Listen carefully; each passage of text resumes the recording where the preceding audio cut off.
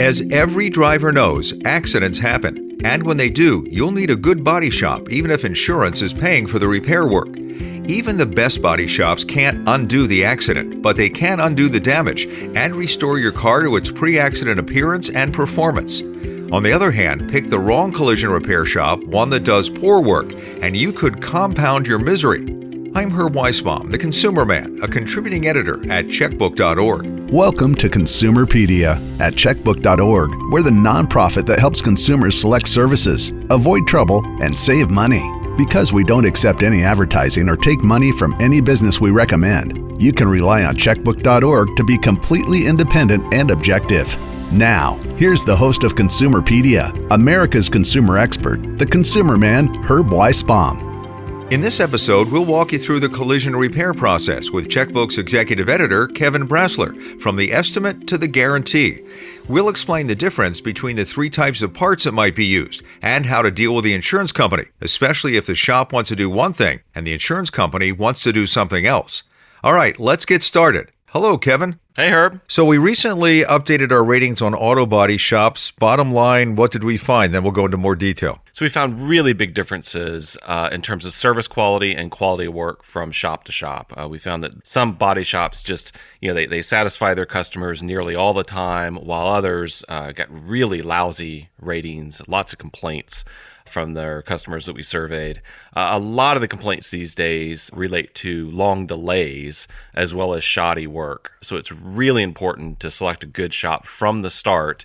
If you make a bad choice, it can cost you a lot of time. And these days, a lot of hassle in terms of getting things put right. Now, I know we've spoken about this before, but let's just go over it one more time. Explain to everyone how the ratings by Checkbook are different from what you might find on Yelp or other review websites. I think the first thing is that we're a nonprofit and we don't take any money from the businesses. All the other groups and companies out there are geared towards selling ads to the companies that they claim to rate, or they're publishing ratings and getting big referral fees from users who connected the companies through their websites. So it's a big conflict of interest. We don't do any of that at Checkbook. We're funded just by consumers. Our reports exist only to inform consumers, not to generate ad revenue or referral fees.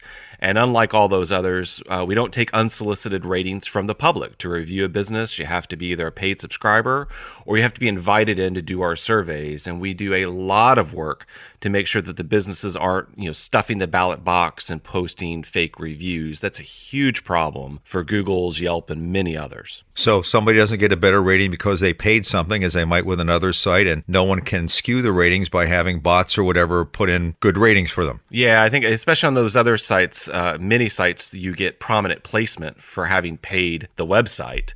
So the more you pay, maybe the better placement you get. Then in general, these sites are geared toward trying to get companies to buy ads or to sign up to have a referral fee sharing arrangement.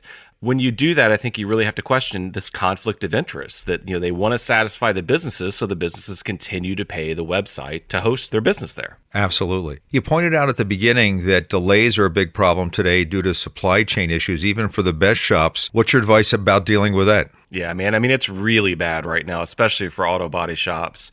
I just had two friends who needed repairs recently. One guy had to wait 4 months to get his car back. Wow. The other was quote unquote lucky. He only had to wait about 3 weeks. And I'll say that, some shops seem to be better at managing these types of delays than others. So again, it's important to pick a great shop from the start. And these days, it's really important to get time estimates in advance, maybe from several shops, to make sure you're not suffering without your car unnecessarily. So if you have a vehicle that's drivable but just needs some dent taken out or whatever, or a new bumper put on or whatever it is, ask how long are you going to wait to get the parts. If you can still drive the vehicle, maybe you don't bring it in until the parts are available. Yeah, you're right. I mean, if they can order the parts, if the car's still drivable and you can hang on to the car while everyone's waiting, that's ideal. A big problem is a lot of these shops, the parts just kind of trickle in and they're not going to want you to bring the car in, do part of the repair, take it away, bring it back for more. And so that's why a lot of customers get stuck with their cars in the shop for months and months, even, because they're waiting on that one last part to come in. So for body work, you want to get estimates in advance, obviously. And in most cases, they've got to see the car. Almost every case, they've got to see the car. That can be a hassle for some people. Yeah, I mean, it can be a total pain. And if work is being done by an insurance company, either your insurance company or the insurer for another driver, and there's any chance that your car needs extensive work, it's vital that you take your car to the shop of your choice and have them evaluate it and write up a cost proposal for the insurer. It's really important that you use a shop that can create an accurate estimate and articulate your needs to the insurer.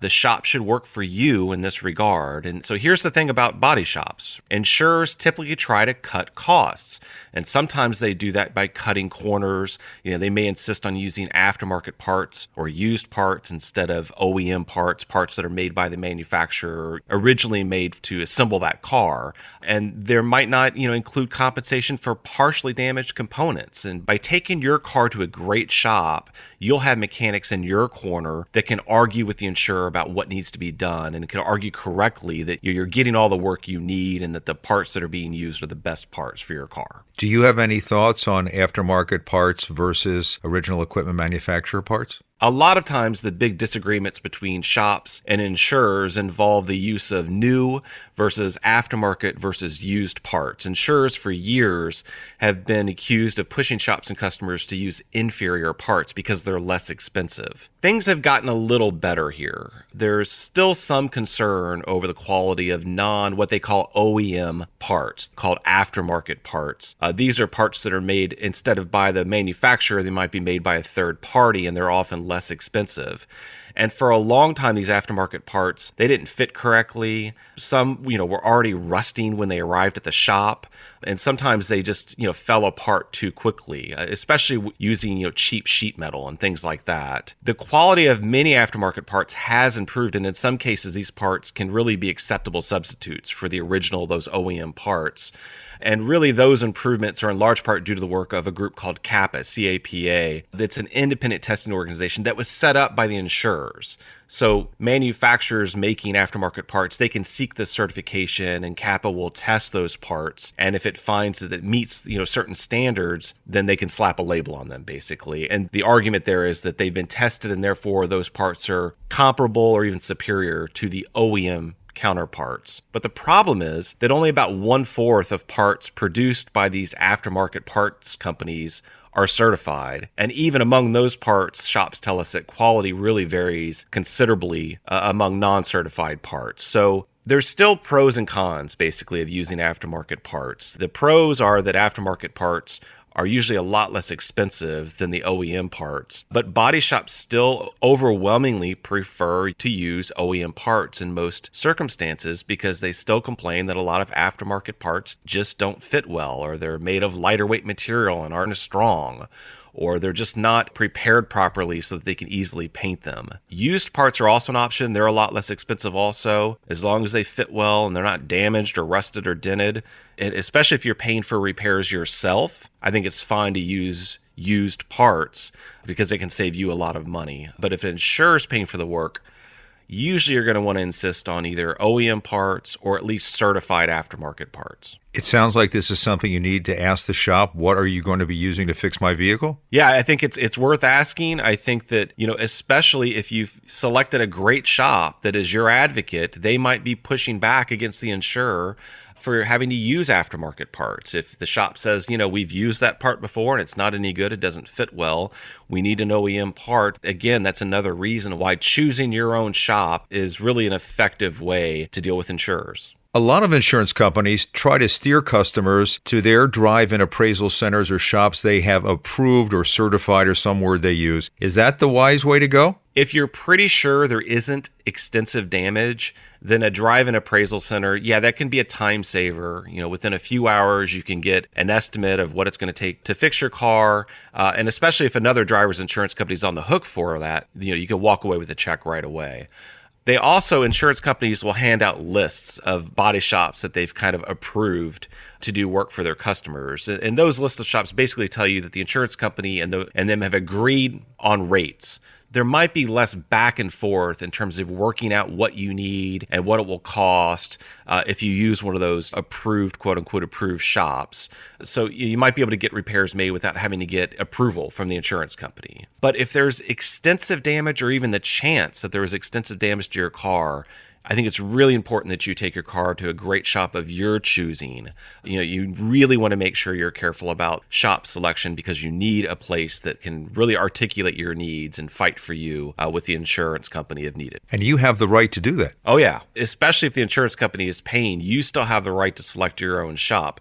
You might find that the shop you choose is more expensive than what the insurance company is willing to pay. And that's, again, where most of these disagreements come into play. It's that the shop, is insisting on using an OEM part and the insurer says, no, this aftermarket part will do. Or the shop says, well, no, this component needs to be replaced also. And the insurance company, its people say, well, no, that part's fine. And so by picking a good shop, the shop can really argue, no, we're not going to let this car go without replacing this component that needs to be fixed. If you and the insurance company can't agree, which often happens, what's your next step? Yeah, well, start by asking, where do you differ? And, ask the shop to explain exactly why its estimate is higher than what the insurance company is willing to pay for. Sometimes, the fight is about components in your car, features that you just don't care about too much. I don't know, certain trim isn't being replaced exactly how the shop would like to do it. If you don't care about that, then let them know.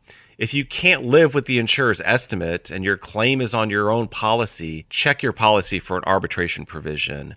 It can be a time-consuming way to kind of work out differences between the shop and the insurance company, and it gives you a chance to get a fair shake in the process. What I found when people contact me and ask what to do when there's a dispute like that if you file a complaint with the insurance regulator in your state, and every state has some kind of insurance commissioner's office, the insurance companies really don't want to hear from the regulator, and all of a sudden they tend to be a little bit more friendly to you than they were before you took the time to complain. Yeah, and I think that's worth doing also. I would start with the arbitration forum to see if they can work it out for you. And then your next step is to try with, your state's insurance commissioner. Just know your mileage will vary tremendously from state to state in terms of what commissioners will do for you. Washington State has a very active and consumer-friendly commissioner and commission, whereas in some other states, so does Maryland. But in other states, the insurance commissioner has not as much authority and they're not as consumer-friendly as you'd like. So I want to tell you a personal story about this. You have the right to pick the shop you want. I backed my car up into a gigantic rock. I was at the animal sanctuary. I did not see the rock. I backed into it and it damaged the bumper. So I took it to the repair shop myself, one that I've used before, know is good, because I figured I was going to pay for it rather than probably be under $1,000, my deductible and getting my insurance policy premium going up, et cetera, et cetera. When he got there, it turned out that the rock was so big that it actually damaged some of the frame and it was going to be a bigger job. So then I had to contact the insurance company. Insurance company says, well, we'd like you to take it to one of our preferred shops.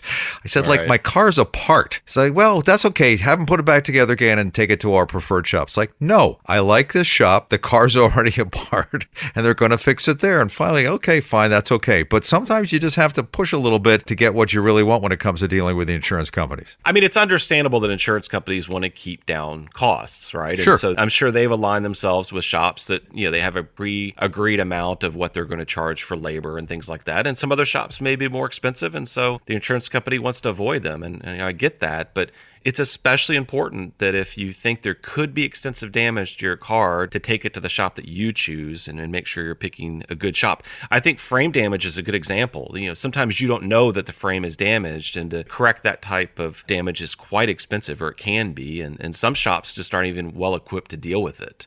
Some shops just don't have a lot of experience with certain makes of cars, for example. And so you want to make sure that your shop, has the wisdom and the expertise, and is also looking out for your interests as opposed to trying to make the insurance company happy. Insurance isn't always involved in the process. Some people pay for the repair work themselves. That makes it even more important to find the right collision repair shop.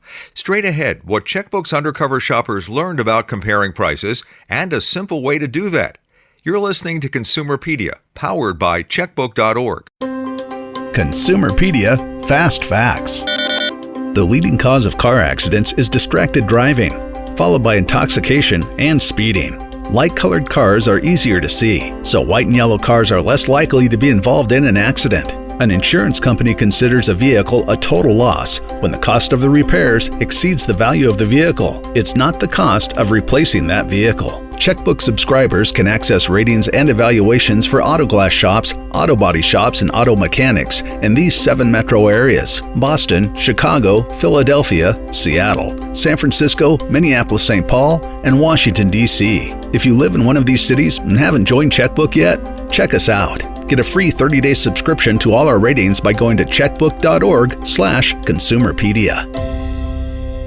So we've been talking a lot about insurance companies, but some people pay for the repair work themselves. Maybe they don't have insurance. Maybe they don't want to use the insurance because the damage is minor, or they don't want to have their premiums go up. How do you deal with that situation? What's your advice there? Well, if you're the one paying, I think you really do need to shop around. It takes some effort to do so, but our own researchers who shop for repairs undercover, as part of our ratings, we rate shops for quality and for price.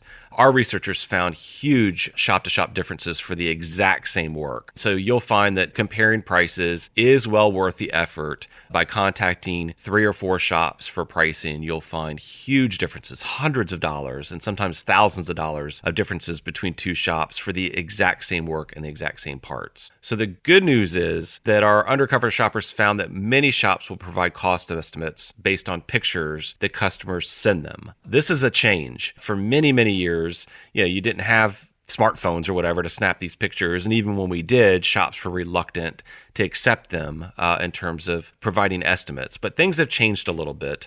A big change was that a website called carwise.com got set up to really just help everyone get estimates for auto body work. A lot of shops use that site.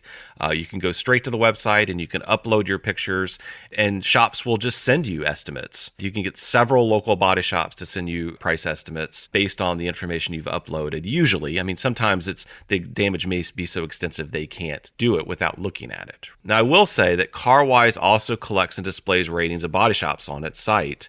And unfortunately, like a lot of websites, as we discussed just a few minutes ago, that purport to report customer feedback and ratings on local services, almost all the shops on CarWise receive high overall marks, that they almost all get 4 stars or better, whereas our own surveys of consumers indicate that a lot of people are disappointed with shops, right? That there are big differences in quality from shop to shop. But I do think CarWise, while I'm not sure you can rely on its ratings very well in terms of service quality, I do think it's a useful site for getting some price information from multiple shops without having to drag your car or have it towed from shop to shop to shop. I can tell you from experience, they always say if they find something when they take the car apart, it's going to cost you more, and you really need to be prepared for that if you're the one paying for the repair work. Yeah, and I think even if you've gotten estimates from, say, CarWise or from sending pics to shops, just know that if damage is extensive, you still might need to take your car in and have them take a really hard look at it to determine a precise price. They might not be able to tell by pictures alone, for example, whether for a damaged bumper, whether they can just replace the cover or whether they'll have to, repair underlying components and parts. And so, do know that the price you're given up front, unless they've seen the car, it might not be a binding price. But I do think it makes sense to, discuss with the shop, what else might be involved here in terms of extra costs to me if you once you start taking it apart and you find extensive damage. But yeah, it's a good point, Herb, that your shops tell our own undercover shoppers all the time, well, here's my price, assuming what you've told me is correct. If I find other stuff, it's going to cost more, and that's reasonable. I would assume it makes sense to check the vehicle before you drive it off the lot and take it home. I couldn't tell if the weld was done properly, but I could certainly see if they matched the paint color properly, that sort of thing. It's important to know that doing this work, repairing, body work, is really difficult to do well. Any little blemish shows on the smooth skin of a car. And even, ordinary tasks, blending paint and things like that are challenges for many shops. It's just really difficult these days to install replacement parts. We're talking about, errors of less than like 1/16 of an inch, just a tiny bit, can really affect the performance of your car these days. Cars are becoming, just very precisely assembled and manufactured these days.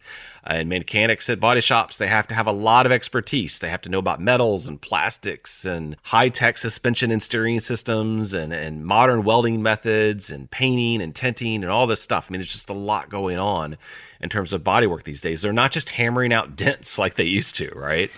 Right. So it's a really tough job, and these days it's made worse by the lack of parts. And so really check your car carefully before you pay and drive away. Ask them, even, especially if you've had extensive damage, if you can take it for a test drive, try to get it up to highway speeds to make sure there's no vibrations and stuff like that. Because when you have body work done, they're supposed to return the car to you exactly as it was before it was in the accident. And as I've mentioned, that's just extraordinarily difficult to do sometimes. And what about some sort of guarantee? Do they give a guarantee? Yeah, you're likely to get a 30-day guarantee at minimum against defects in parts and materials and workmanship. Some high-quality shops, they offer longer guarantees. Some offer 6 months or longer. And sometimes the guarantee varies by, depending on the type of job that was done, the work that was done. But whatever guarantee they get it in writing. Make sure you have it in writing and that you hang on to it. Some really great advice, and it's something that you really have to deal with properly because it involves a lot of money, and unlike a lot of other transactions, it involves your safety. Kevin, thanks for sharing all that information with us, and drive safely. Thanks, Herb. Well, that's it for this episode of Consumerpedia. You can subscribe to us on Apple or Google Podcasts, Spotify, Stitcher, or wherever you listen to your podcasts. That way, you won't miss an episode. Remember, we release new ones every other Thursday. Another way you can support this show is to follow us on Consumerpedia on Facebook and Instagram, and at My Consumerpedia on Twitter. I'm Herb Weisbaum. Thanks for listening. Consumerpedia is a public service of Checkbook.org. We're a unique nonprofit that empowers you, the consumer, to save money and make smarter choices. From auto repair shops to doctors, plumbers to vets, you can count on Checkbook.org to help you find the best services and avoid the worst. Local ratings are unbiased and accurate. If you live in or around these 7 cities and haven't joined Checkbook yet, check us out. Boston, Chicago, Philadelphia, Seattle, San Francisco, Minneapolis, St. Paul, and Washington, D.C. To get your free 30-day subscription, go to checkbook.org/Consumerpedia. Consumerpedia, empowering consumers to save money and make smarter choices.